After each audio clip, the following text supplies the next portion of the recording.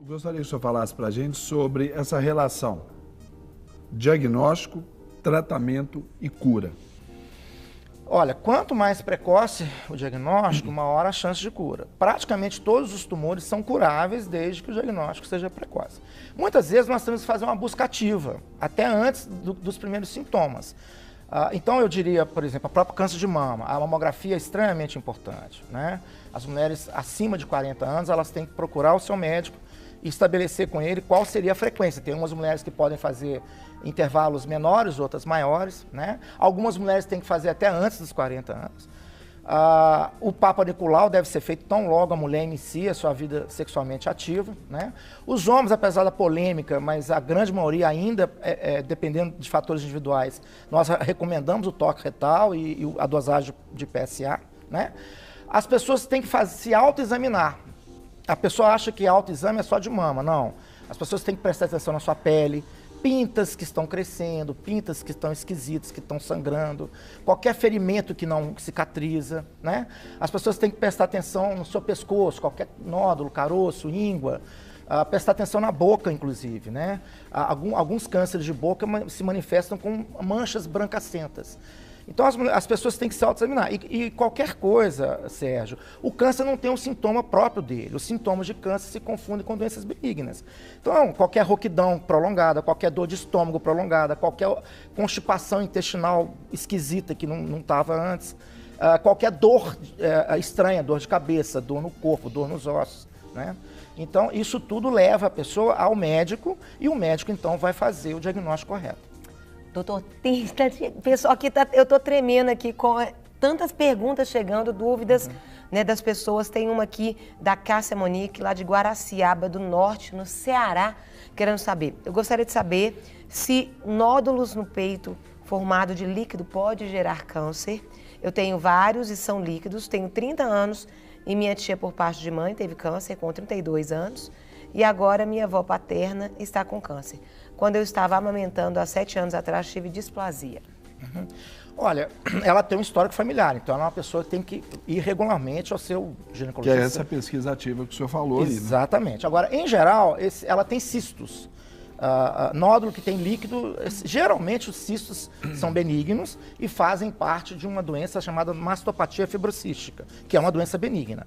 Agora, pelo histórico familiar que ela tem, ela é uma mulher que tem que ser melhor acompanhada, eventualmente até fazendo o ultrassom e mais para frente, né, ela é muito nova, mas fazer a mamografia com alguma regularidade maior. Mas esses cistos que ela queixa, pelo que eu estou entendendo, trata-se de uma doença benigna. Tem uma pergunta aqui, queria saber, perguntando, tem muitos médicos que falam que o câncer ele não dói. Isso é fato, não é? É porque fato. Ela disse que no caso dela, câncer de mama, ela sentiu muita dor. E um câncer muito agressivo que ela tem 34 anos, mas não fuma, não bebe, não tem esse tipo de hábito. O câncer, nas suas fases mais iniciais, geralmente ele não dói.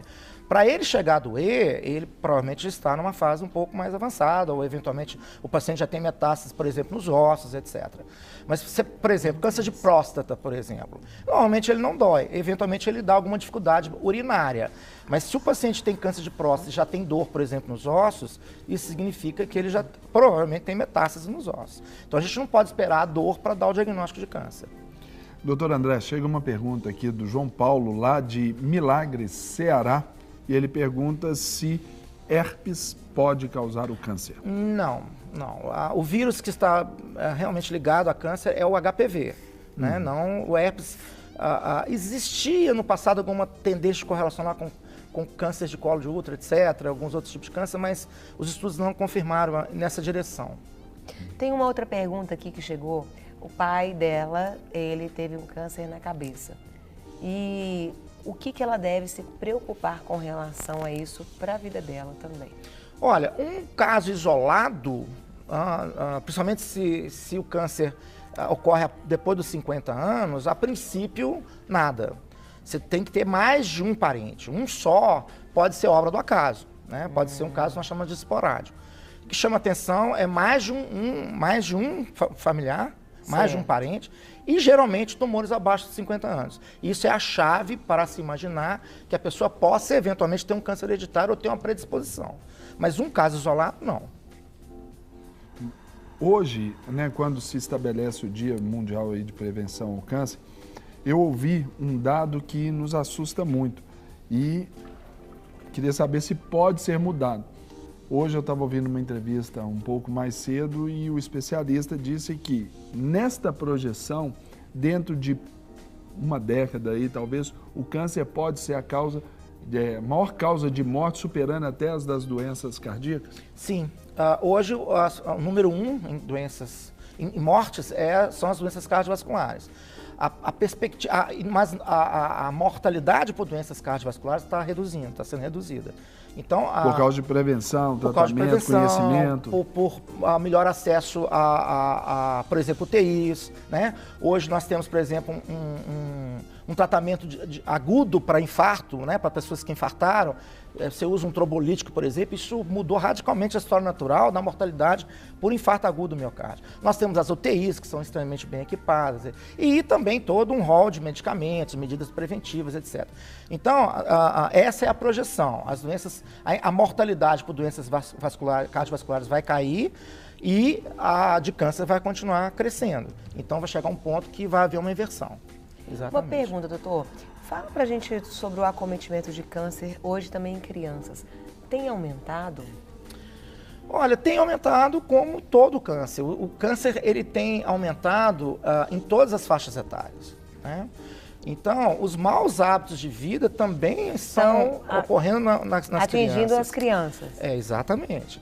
Então, assim, a gente vê, por exemplo, pela qualidade, por exemplo, da merenda que as crianças se alimentam, né?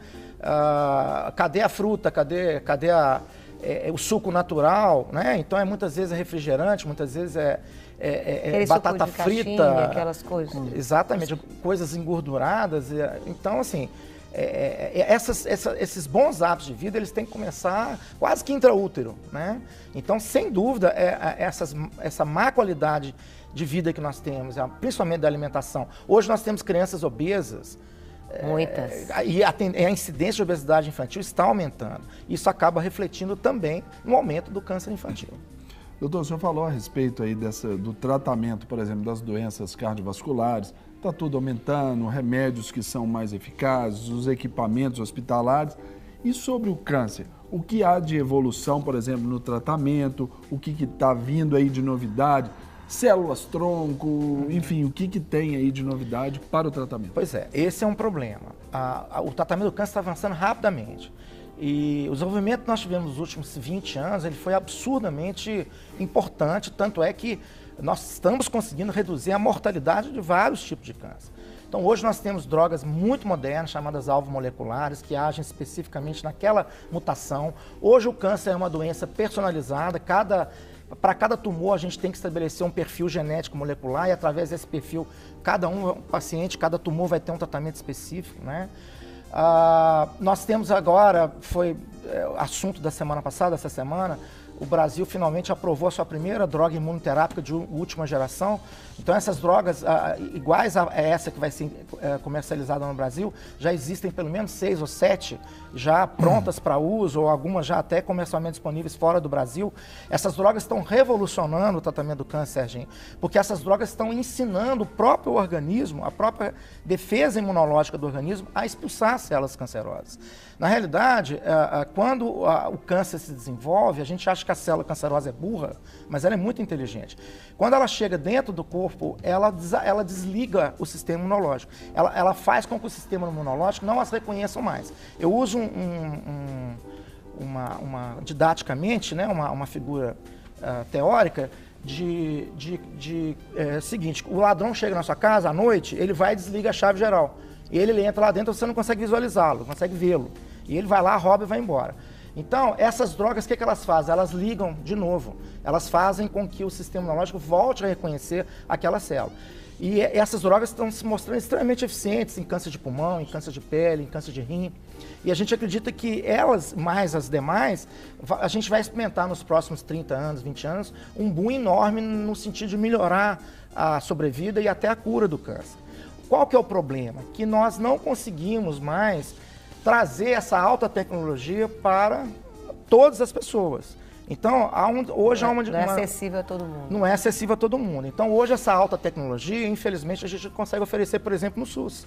Há uma disparidade muito grande entre a medicina de ponta e a medicina que é oferecida. Até por questões de limitação de recursos, etc. Mas eu costumo dizer que quando eu comecei a minha carreira profissional, a oncologia que era feita no SUS era exatamente a mesma que era feita nas clínicas privadas. E hoje a discrepância é enorme. Então, esse é um outro problema. A gente vai precisar de enfrentar esse problema até político, econômico, etc. Quem vai financiar o tratamento do câncer? Quer dizer, quais são as outras fontes de recursos? Porque os recursos atuais, eles são insuficientes.